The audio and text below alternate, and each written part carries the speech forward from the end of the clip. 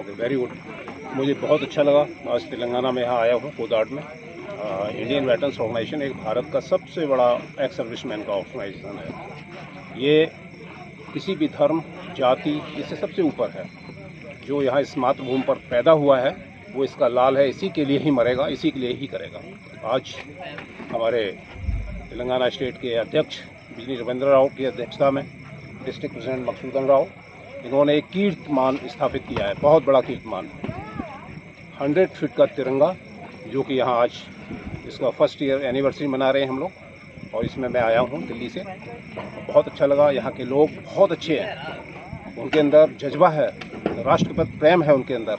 और ये तिरंगा जो जिस तरह से इंस्टॉल हो गया है, तो जितना एनसीसी कैडेट्स हैं उनके अंदर राष्ट्र भावना बढ़ेगी, इस यूथ के अंदर बैड हैबिट्स निकल जाएंगी।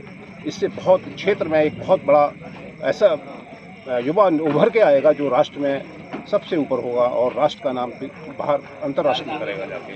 मैं चाहता हूँ, इस गवर्नमेंट से निवेदन है कि इसकी देखरेख, इसकी सुरक्षा, इसके आसपास बहुत बढ़िया क्लीनिंग हो, यहाँ एक पार्क बने, लोग यहाँ घूमने आएँ, और ये सब आईबीओ के अंडर होना चाहिए।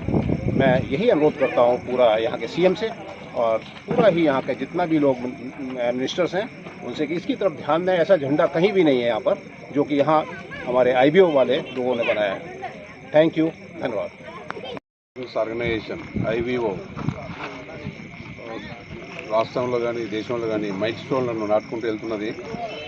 అదేవిధంగా మీకు తెలిసిన ప్రకారం ఈరోజు గోపయ్య గారి వర్ధంతి సందర్భంగా మేము ఫస్ట్ యానివర్సరీ నేషనల్ ఫ్లాగ్ కార్యక్రమాలు కూడా జరుపుకుంటున్నాం.